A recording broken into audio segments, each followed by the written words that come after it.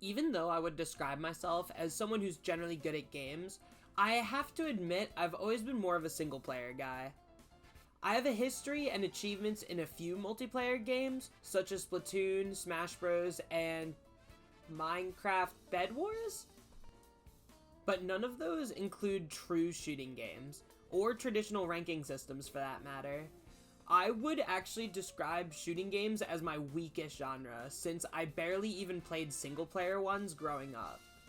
I have dabbled, of course, but I don't think my Silver 1 peak in Valorant is gonna instill much confidence. Unlike me, many of my friends actually are good at shooters, but they've always been too good to play with me, so I've never had much of a reason to try. Until Marvel Rivals dropped. A new game meant that my boys didn't already have 1,000 hours and 12 sub-ranks on me, so I was determined to make this my game. And since it's new, I was also under the assumption that everyone would suck, so if I put the work in, I'd be able to get cracked. Now, there was only one problem. I've never played Overwatch or any other movement shooter in my entire life. So I had to learn the genre from scratch while trying to keep pace with my friends so I had people to queue with. Oh, one last detail. I put like an hour into Season 0.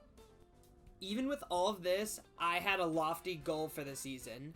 That was to hit whatever rank would be generally considered impressive, which as I played seemed to fall around Grandmaster. So with nothing but the fundies of a Silver Peak Valorant player, the power of friendship, and a dream, I set off on my journey to climb to Grandmaster. Obviously, we had to start with actually unlocking the rank mode, which thankfully is simple, just hit level 10. This took me like 3 hours and mostly consisted of me trying out different characters and learning the basics. And already the cracks were starting to show. I was getting lost on maps, forgetting what terrain is breakable, and I never had any idea what was going on behind me. These issues were causing me to walk into 6v1s without knowing it and constantly get shot in the back of the head. Even tracking my own health came as a struggle to me because it didn't feel like there was much weight to getting shot, at least compared to other games I've played such as fighting games with hit pause or Valorant flashbanging your screen red. Despite these issues, I started forming my first character pool, starting as a DPS shitter! Please don't click off the video, I promise I get better. But alas, this video is about the journey and not the destination, so I must admit, I did start my journey as most do, trying to solo carry as DPS. I did try every role, but I couldn't even begin to comprehend tank, and I developed a barely usable cloak and dagger to flex support if I absolutely had to. The main DPS I played was Hawkeye. My logic was that my aim was actually pretty strong when I played Valorant, I just sucked at everything else in the game. So, I'll try to play to that strength here. So with my character pool too strong, and my only redeemable factor being my ability to one-tap white women, I hit level 10 and it was time to play the real game.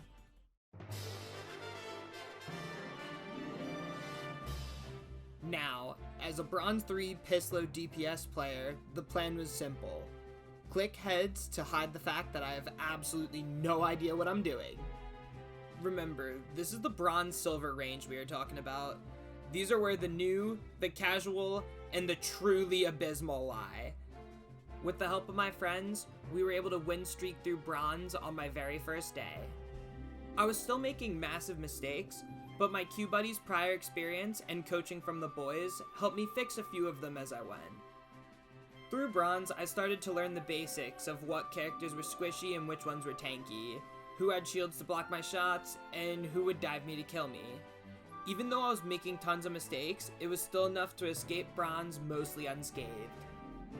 Silver is where we started to actually lose sometimes. It's also where flaws in my gameplay started to show itself.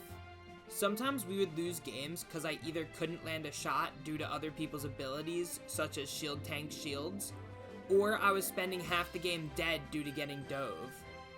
However, I did gain more knowledge working through this rank, like my ability to effectively take down flyers and even interfere with certain ultimates like the Punishers. I would also occasionally flex to support effectively, thanks to Cloak and Dagger's intuitive design. Despite my mistakes starting to be punished harder, I was starting to get a handle on some of the maps and my character's general gameplay loops. Overall, Silver also got climbed through without much issue, but the next ranks would prove to be much, much more troublesome.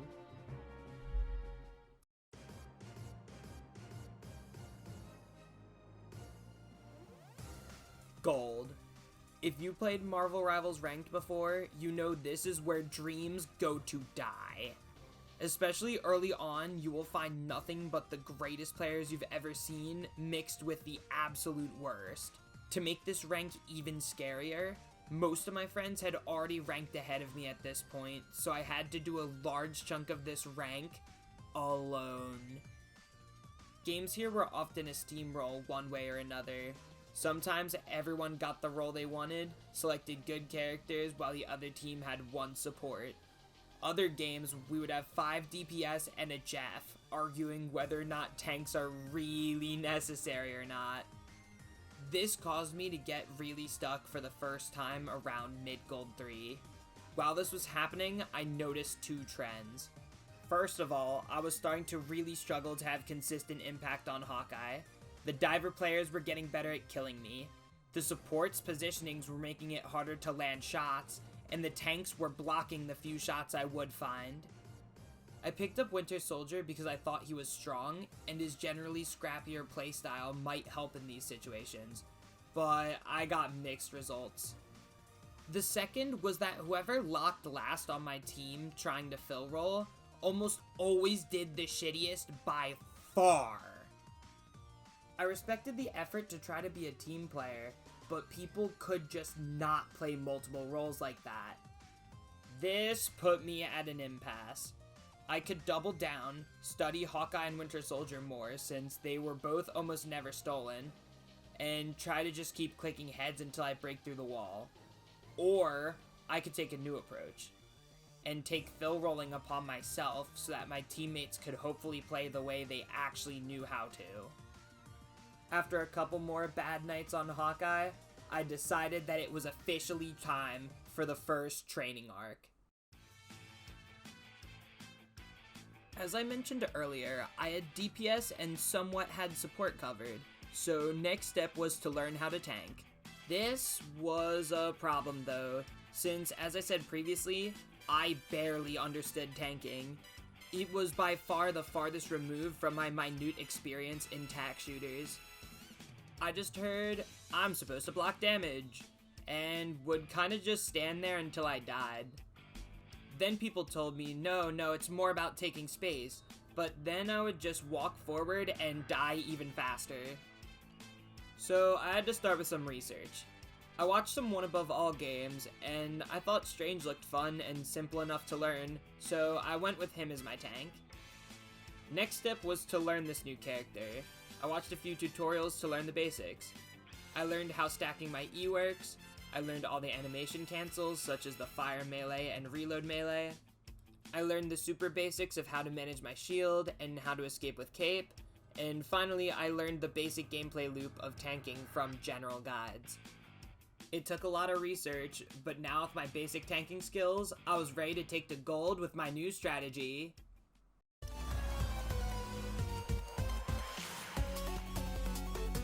Now back into ranked, it was time to employ the new strategy. Wait till most of the team locked or hovered their characters, then fill what was needed. If we needed heals, I had Cloak and Dagger. Not enough damage? All reliable Hawkeye would be used, alongside with Hela and Winter Soldier if I felt like I needed hit scan. Lastly, if we didn't have a tank, it was Strange time. This new strategy was difficult at times, since sometimes I'd go a whole day without playing a role or character, but it was manageable enough to climb. It wasn't as smooth as Silver or Bronze, and it actually took a couple of days, but I still managed to make it through Gold in about another week of on and off playing. This rank is where I really started to feel like I had an understanding of the basics of the game, and started to get a decent idea of what each character was capable of.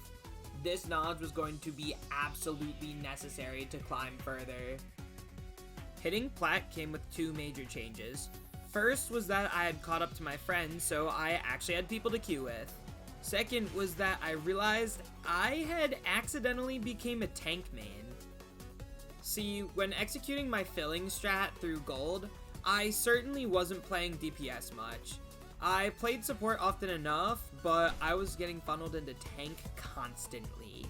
Needless to say, I ended up with a ton of practice on Strange, with him already nearing my Hawkeye hours from gold and half of Plat alone. At this point, even when I got opportunities to play Hawkeye, usually that meant we only had one tank, and I would do substantially better if I went Strange. Thus, my strategy shifted again. My two main friends I queued with main DPS and dive tanks, so I decided to really hone in on Strange and play him whenever possible. I still flex support somewhat often, but Hawkeye went from my main to a rare counter pick that phased out almost entirely as I climbed through Plat. Now that I had a true main, I focused my improvement more specifically on tanking and Strange. I finally felt like I was starting to understand the game, and I was slowly making my way through Plat. Now with a main and friends to queue with, I was feeling unstoppable. But then I looked at my stats and realized something. I was exponentially better on Strange than everyone else. This would have been good news. He was the character I was putting in the work for. But what would I do if he wasn't available? Even though I tended to just flex support or go my OK Penny when I had to stay tank, my win rate and comfortability drastically decreased. And we were now heading into Diamond, where bans started. This means if Strange was banned, I would suddenly be significantly worse, which would just not be acceptable in these higher ranks. Every really good player I knew had at least two characters, so this meant I had to come up with something. The solution I ended up landing on was to pick up Magneto. He seemed to be the other good main tank in the current meta. He had a great aesthetic, and I just generally thought he was cool. Maybe it was just because I was better at the game, or maybe Magneto was secretly my soul character, but it only took me one guide and a day for his numbers to match my Strange's. So after only a day, I hopped back into ranked with him. This may seem like a rash decision, but I'll explain why. Before this challenge was all fun and improvement. I had tons of time and was just queuing ranked maybe 1 or 2 nights a week, slowly getting better and having a generally good time. Oh, that poor, poor soul. Look at him, having so much fun, so full of hope, not realizing until the game put up a countdown for the days until the next season. 28. Sweet, more content in 28 days. Just a new map and probably a new matchup to learn, right? Well, along with those fun features would come a ranked reset. I already had made a good chunk of this video, and now I suddenly realized that I only had 28 days to decide its ending. But it gets even worse. I realized the end of the season lined up with a traveling obligation that would keep me away from my PC for that entire final critical weekend, meaning my time was even more limited. Was the road to Grandmaster no road at all? Was it all gonna be clickbait? Was I gonna have to throw out the video or be a fraud? This was the time to decide all of that. So week 1 and the start of my Diamond journey went well enough. I was slowly climbing till about the middle of Diamond 3. Then something happened. Maybe it was the slight nerves, but in reality, I was probably just starting to be the worst person in my lobby. Often. My stats were low, my teammates were flaming me, my friends I was queuing with were oh so patient with me, but it was feeling like I was letting them down. What's the play here? Keep queuing and chalk it up to a few bad nights? Bad teammates? At the rate I was going, I wasn't gonna make it. Can I really afford to slow down and take some nights to study VODs and practice? I decided I was in fact the problem. Not my teammates, not my characters, so I decided to put my head down and grind to get better. In these games I was losing, I just felt like I wasn't killing anybody, and the enemy tanks were. So I watched people better than me with that in mind, looking for that missing piece. I didn't have time to consider if there was anything else. It was what I had to go off of, so I went with it. 2 nights and some notes, 1 dedicated to each character. And in the middle of night 1 was when the revelation came to me. I have no idea how better hero shooter players will refer to this, but the way I called it was the tanks die first mindset. I had this idea in my head to just click the tank because it was the easiest target to hit.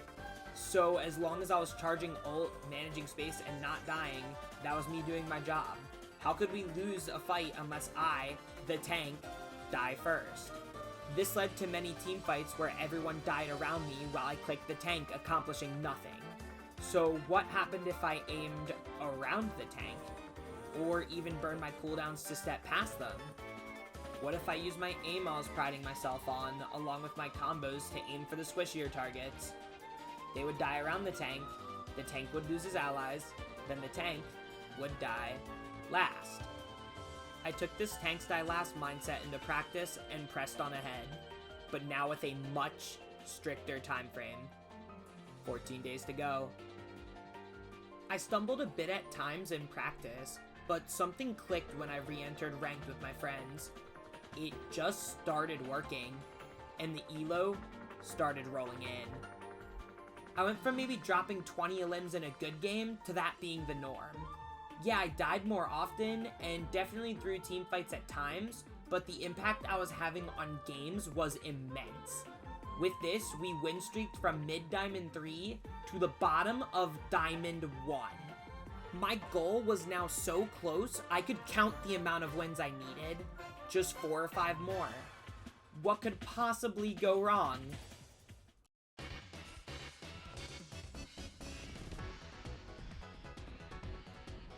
After getting all that elo in a day, I didn't just think this was possible. I honestly was getting comfortable. I didn't play for a couple days just to do other things, and I wasn't all that worried about it. I hopped back on with 7 days left in the season, and was ready to end this challenge that night. We go up and down over the course of many games, but we end up with me on my rank up game, so we play it. Then, it struck. Every ranked player's worst nightmare. This cruel mistress goes by many names. The lost streak, the red carpet, throwing your elo, and many more. But it hit my crew like a truck.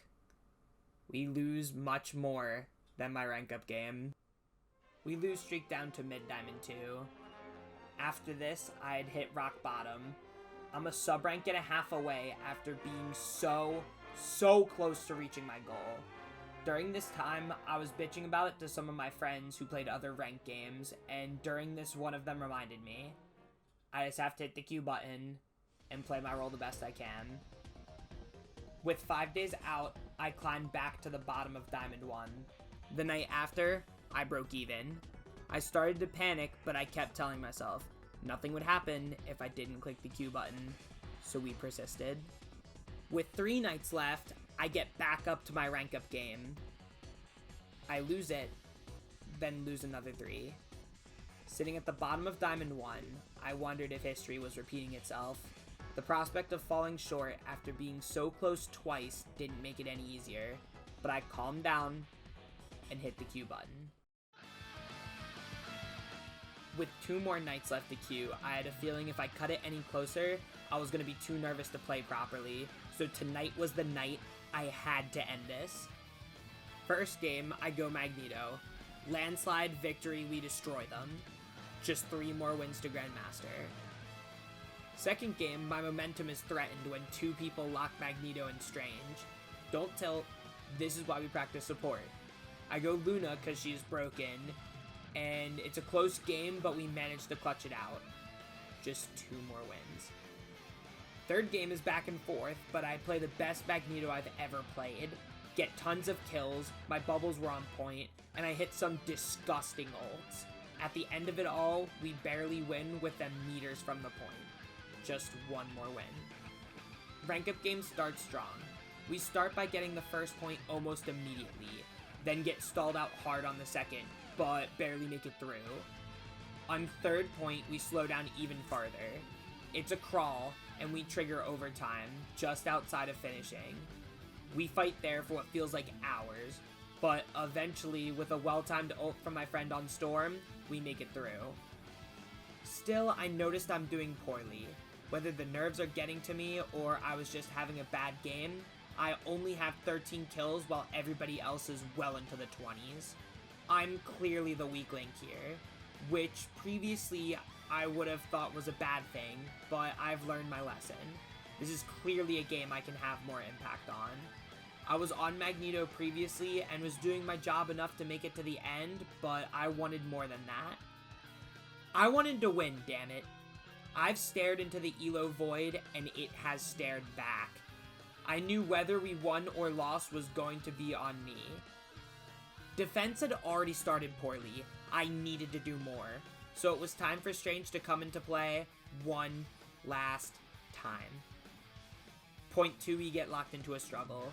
For some reason, my friends and I called this point house, and we agreed it was one of the strongest positions for defense, with the area immediately after it being much easier on offense, meaning now is the time for us to eat up their monstrous clock they built up. We have teamfight after teamfight, but we hold on. I get pick after pick.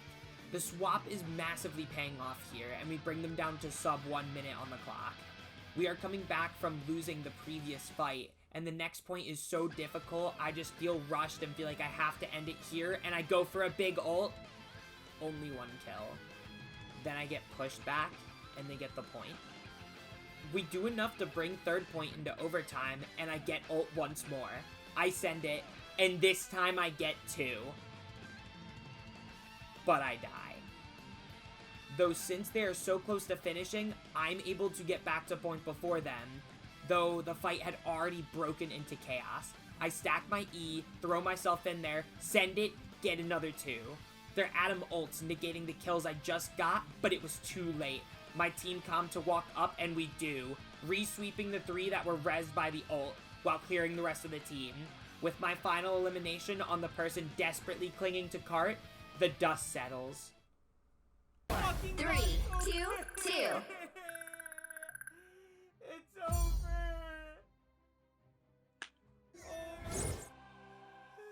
It's over!